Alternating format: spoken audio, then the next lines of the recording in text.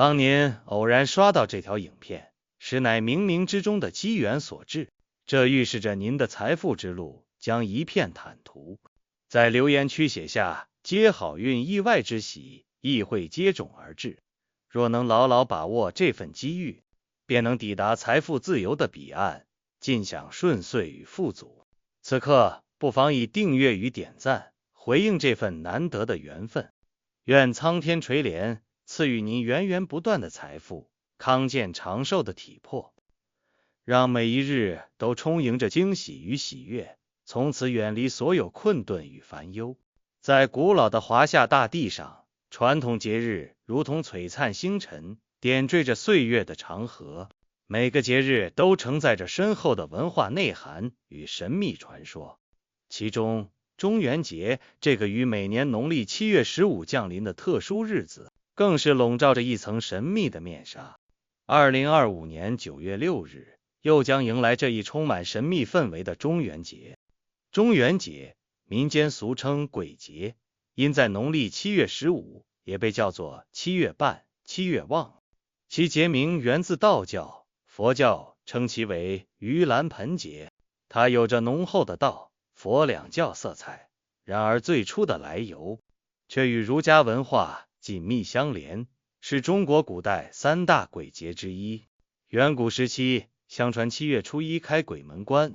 ，7月30日关鬼门关，这期间，所有鬼魂都会从另一个世界出来领取祭物，于是人间便举行普渡祭仪来安顿这些鬼魂。在传统文化的认知里，不同生肖在特定的时节有着各自需要留意的事项，而对于属猪的朋友来说，在中元节这个特殊时刻，有3件事千万不能做，否则可能会给自己招来灾祸。水在五行之中属阴，而中元节这一天，阴气本就极为旺盛。属猪的人在五行方面与水有着千丝万缕的联系。传说中，中元节的夜晚，水域更是阴气汇聚之处，容易招惹一些超自然的存在，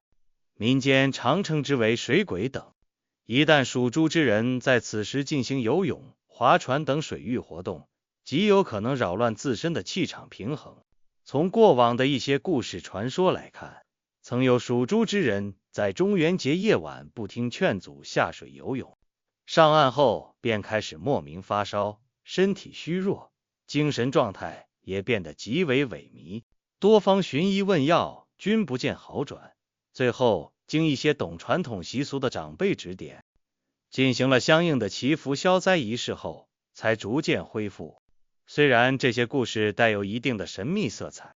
难以用科学完全解释清楚，但也从侧面反映出民间对于中元节水域活动的忌讳。对于属猪人而言，中元节的夜晚应远离河流、湖泊、池塘等一切水域，避免可能发生的灾祸。我们可以想象，在中元节的夜晚，月光朦胧，洒在平静的水面上，泛起幽幽的光芒，周围寂静无声，只有偶尔传来的虫鸣。这样的环境本身就容易让人产生莫名的敬畏感，而对于与水属性关联较深的属猪人来说，这种环境的影响可能更为明显。即便是平时水性极好的属猪人，在这一天的夜晚，也最好不要轻易涉足水域，因为谁也无法预料到可能会发生什么意想不到的事情。无论是出于对传统文化的尊重，还是对自身安全的考量，远离夜间水域都是属猪人在中元节需要严格遵守的准则。动土在日常生活中或许只是一项普通的工程活动，但在中元节这个特殊日子里，却有着特殊的讲究。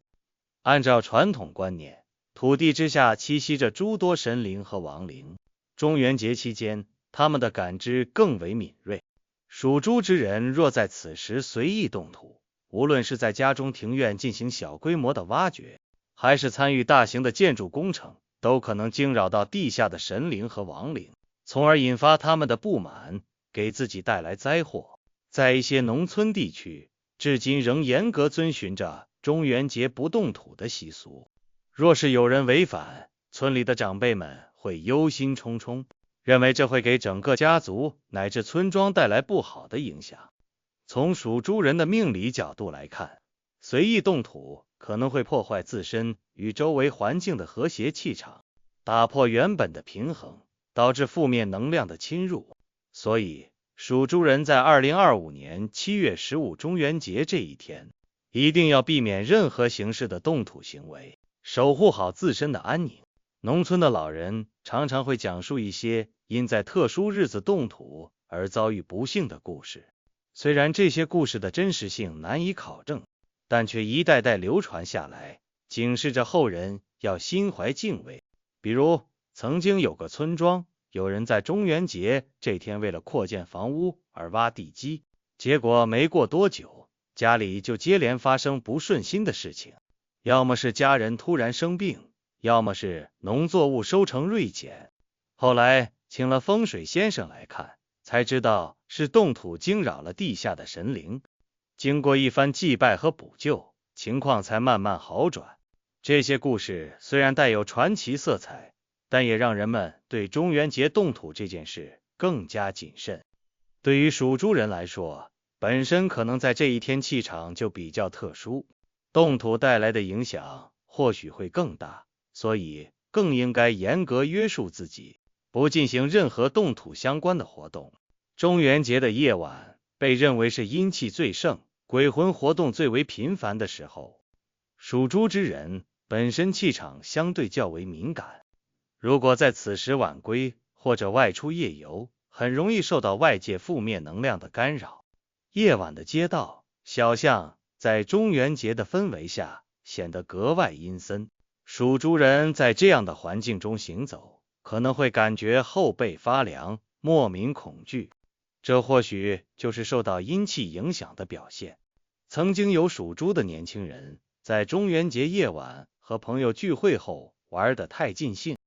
很晚才独自回家。回家途中总感觉有人在身后跟着自己，可回头看却什么都没有。到家之后便开始噩梦连连，精神恍惚。家里长辈知道后认定是中元节晚归冲撞了不干净的东西。经过一系列如烧纸钱、念祈福语等传统仪式后，情况才有所改善。所以，为了自身的安全和健康，属猪人在中元节这天务必早早归家，不要在夜晚外出游荡。我们可以理解，年轻人可能喜欢热闹，不太在意这些传统习俗，但从很多实际发生的事例来看，遵循传统有时候确实能避免一些不必要的麻烦。在中元节的夜晚，外面的世界似乎被一种神秘的力量笼罩着。那些平时看起来很熟悉的街道，在夜晚的灯光下也可能变得陌生而诡异。属猪人由于自身气场的原因，更容易受到这种氛围的影响，从而产生一些不好的感觉，甚至遭遇一些意外。因此，早早回家，待在自己熟悉且安全的环境里，无疑是最好的选择。除了这3件尤为重要的事情之外，属猪人在中元节还有一些其他需要注意的小细节。比如，在这一天，不要随意谈论鬼神相关的话题，尤其是不要说一些不尊重或者调侃的话语。民间认为，这样的言行容易引起神灵和亡灵的不满，从而给自己带来不好的运气。虽然这听起来有些迷信，但从尊重传统文化的角度出发，保持一份敬畏之心总是好的。还有，在中元节这天，家里的灯光最好不要过早熄灭，保持明亮的环境可以在一定程度上驱散阴气，给家人带来安全感。同时，也不要随意捡拾路边的物品，尤其是那些看起来像是祭祀用品的东西。民间认为，这些物品可能带有不好的能量，捡拾之后会给自己带来麻烦。在饮食方面，属猪人在中元节也可以有所讲究，可以适当吃一些具有驱邪避灾寓意的食物，比如饺子。在一些地区，饺子被认为像元宝，吃饺子有招财进宝的寓意，同时也能增强自身的气场。另外，还可以吃一些糯米制品。糯米在传统文化中被认为有辟邪的作用，能够帮助人们抵御负面能量的侵扰。